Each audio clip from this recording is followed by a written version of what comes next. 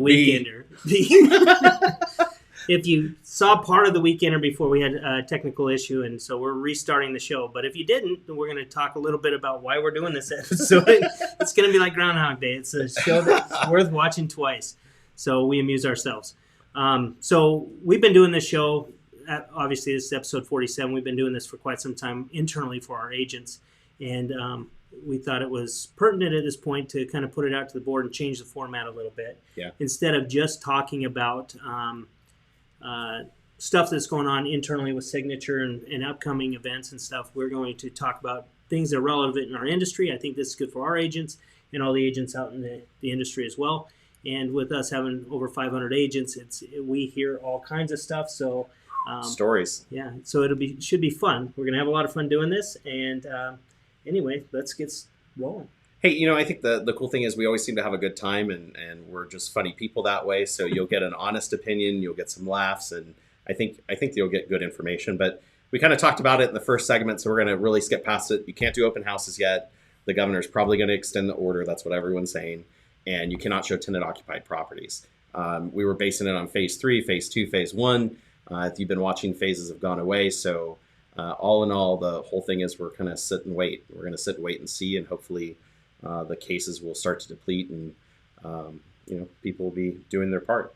So we were going to move on to another topic, and we've talked about it a little bit. It was syndication, right? There's been a lot of talk in the marketplace about syndication and certain companies putting other companies out of business because they have access to data and they're able to see it. And I think that number one with syndication, a lot of people don't really understand it, right? They don't really understand how it would affect their business. And if you've been in the business for 40 years. You did business for 20 years before syndication even mattered. Right. Nobody even really knew the internet. Yeah. What part it was going to play in our business. And I think the other thing is there's a lot of misconceptions about syndication and what that actually is. Sure. And there's different ways that people get the data feed, so to speak. Once everyone puts their information into the MLS and how that goes out to the other sites.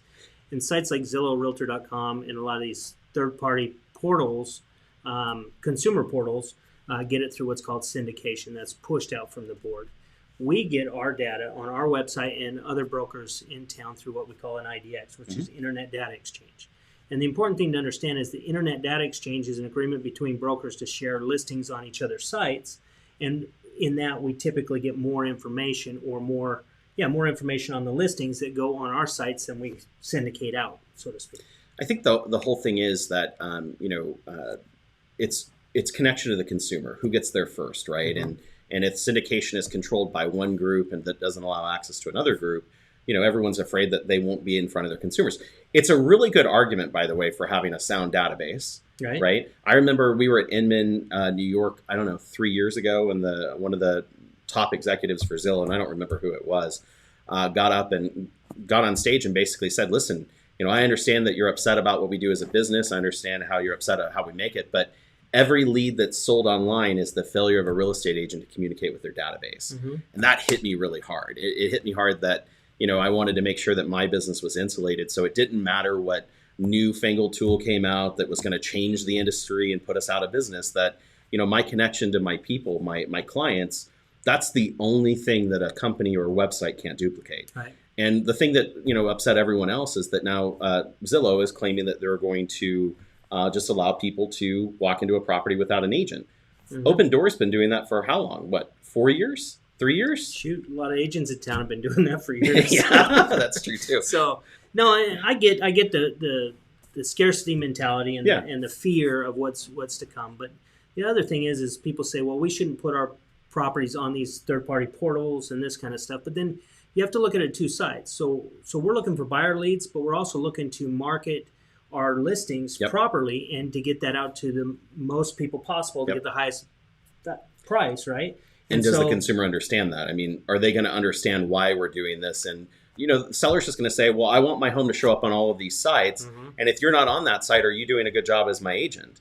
And are you going to sit down and explain syndication to them and say, well, you understand the reason I don't want your home on this model is, so that realtors stay relevant. Yeah. I mean, a seller's not going to understand that. Or I don't want Joe Realtor over at XYZ Realty to get a lead off this listing. It's like you've got to put it out there, and it's got to be. I think it's a good thing. I agree. But I think the whole thing is it's important to understand in your industry what's happening and how it affects your business and have a plan that gets you through it no matter what. Mm-hmm. And I think that's about diversification. If your business is reliant on internet leads, then that's when internet leads change, your business is gone. I mean, look at the REO agents, and their business was only on REO properties, and the REO market changed or was only on short sales in the short sale market. You have to diversify, right? Right. Yep. So, but it is a relevant topic, and it's one that will be discussed for quite some time, and it'll be a relevant topic with the board elections coming up. Oh, it will be. You It'll know, be huge. so- It'll be and it is every year. I mean, as the market evolves and syndication evolves, then you get into a hot market like this one, and the question is, election and how it works, right? Mm-hmm. So we're going through the election process. You've been through an election, right? Yeah, a few times. You have. Yeah, I have. I've been through some rough ones. Man, I won one time by 7 votes. Yeah. Can you believe that? 7. So of course everyone said, "Oh, I got 3 votes for you. You're welcome." When 10 people did it, it was interesting, but when 30 did it, it was another story. Well, let's talk about the election process. If you wanted to be a candidate, and how do you get involved? I mean, what do you do? Well, it's a little late now. Yeah, it's right? late now. Applications came out from the board. You had to fill out an application. Now they've all been in there. The deadline's passed, and so now there's a nomination committee that all the candidates will have an interview, and then they'll announce who those candidates are, and then the fun begins, right? The campaigning. So, They've had some like scary elections. Not like scary because of the results, but weird stuff has happened. This person did this to someone else, and right. pie in the face kind of thing. I mean, there's so many things that have happened that most people don't know about. But how do you win a GLVR election? I can tell you from my experience, it's about getting out there in the marketplace, actually meeting agents, talking with them, advertising. I mean, there are some people that have hired consultants to come in and do video and film and place ads and stuff like that. I mean, that's what you do for an actual election, but not for a trade group. Right. Well, and it's crazy too, because then you do all that and you spend all that time, and it's a very small number of the members that actually vote and decide this, and then everyone complains after. So in the last couple of elections, we've been seeing around I think this time 3,300 people voted, which was up, right? That's pretty huge, significant, yeah. And we have about 15,000 members, so it's hard to get out there. You've got to get brokers to understand. Will they let you into their offices to talk to their agents? Making phone calls was my biggest winner. Actually getting on the phone, getting the phone list, and connecting with people. But it'll be fun to watch for sure. It's going to be cool because I'll get to sit back and actually just watch it happen instead of. You got a front row seat. I got a front row seat with popcorn. So that's good. So, that's coming up. That'll be big. I know there is actually another election I think there's still time to be part of, which is the MLS. So the MLS is actually they're selecting applications. They take the applications through a nomination process, and then they're actually picked by the GLVR board of directors. So when you're electing that director, you're electing someone who's going to represent your interests at the board, and they're also going to vote on people that serve on the MLS committee. And so it should be okay. So there's no election based on that. There's no election. It's appointed by the board. Correct. So It used to be that the MLS committee was selected by what they call the MLS participants, which every brokerage has a participant that votes on the behalf of that brokerage.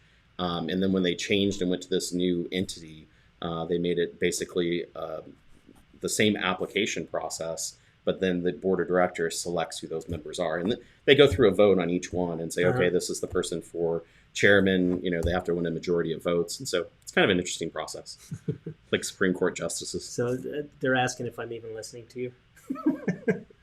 He talks all day. I don't have time to listen to him all the time. So, we were going to talk about some pet peeves. Oh yeah. Yeah. I think pet peeves in the industry of dealing with other agents or other people in a transaction, so to speak, right? Yeah. Well, I'm not going to name any names. I'm not going to point any fingers, but there are a couple of things that just drive me crazy that happen. And so the first one, everyone's had this happen. I guarantee it. And if you say you haven't, you have. You're doing a deal. You write an offer, or you're getting an offer, and before you say a word, before you say I'm accepting it, countering anything, the agent blurts out how long they've been in the business. I've been in the business 40 years. And how are you supposed to take that? You know, I mean, If you've got to preface the conversation by the amount of time you've been in the business, then I don't know what you're trying to justify. But I got to stop you because there's like these bullseyes that keep appearing on our faces. It's the autofocus on the camera because every time you hit the table, it Really? hits the camera and causes the autofocus. So it's stop not even touching- on the table. It's leaning against Oh, okay. it, so stop it. Stop it. But that'll go away. Just be happy with that. But yeah, every time that I've ever had an agent preface it by the amount of time, it's just, most of the time there's things have changed, and they're I'm not not. even going to touch the table. See, did it again. I'm not even touching the table. It's your fault. So I had one this last week, See, and now they're asking why are your faces in boxes. It's Chris's fault because he he keeps touching the table. I haven't touched the table. So this is a lot What of were we fun. talking about? 40 years in the business. No wonder I can't remember. Still can't run a camera. So there was a post on Facebook that said the other day, what do you say to the agent when they tell you, I know what I'm doing. I've been in the business 40 years. And here's the response. Are you ready for it? Thank God I got to you before you retired. Okay, we'll move on from that one. Oh, So the other thing I've been seeing that kind of drives me crazy is, so when I write an offer to you and I give you that offer, whether my offer is perfect or it has a few issues in it or whatever it is, maybe I left something blank. The idea is that you're supposed to present that offer to your seller because you're required under state law to present all offers, right? correct. And so I think that there's one thing where you could call me up and say, hey, I noticed a blank or I noticed this, can you fix it? But your compliance at your company on your side versus the compliance of my company on my side, that's two different things. And the whole idea of it is that we got to get that offer in front of the party so that they can come to terms, because if you keep going back and forth worried about a typo or an issue, and let's say an hour or 2 hours or 3 hours or 4 or 5 hours go by, you could jeopardize losing that offer completely because the buyer will move on or the seller will get something else. And so I think the important thing is you can always create an addendum to fix something, but are you really doing your client a disservice by nitpicking stuff? Right. I think you can just clean it up with a counter offer, right? And that topic leads me into my next topic. So I remember in the business when I found out that there was a difference between my forms at my brokerage, the division forms from the state, and the forms from other brokers, right? And so all the time I get agents that will call me up and say, you've got to give me this disclosure. And it's some special disclosure that their broker thought was so important that they created it for the protection of their agents. Right. Well, that doesn't mean that I have to just run over and get it signed because they like it.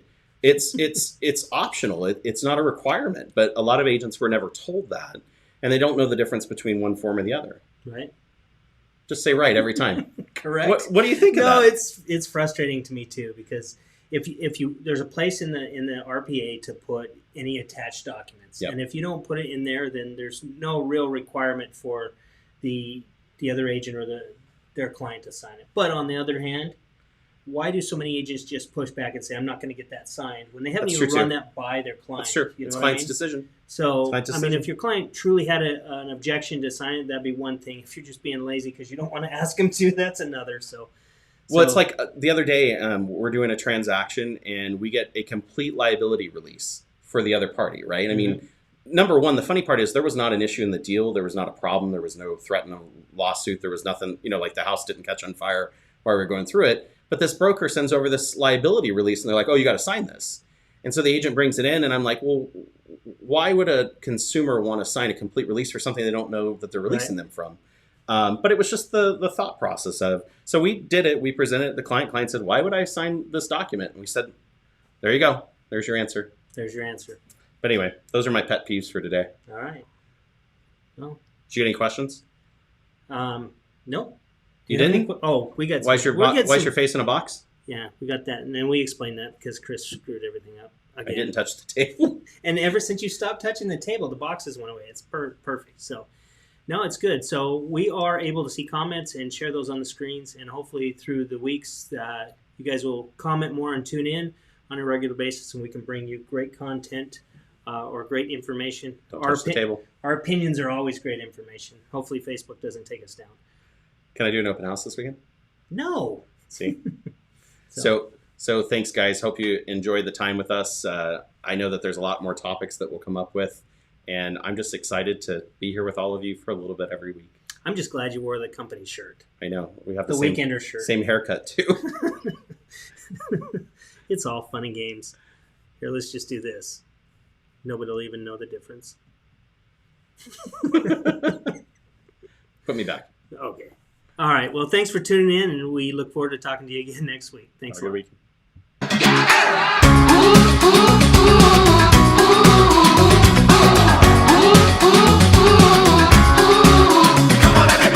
I feel a change coming. It's closer.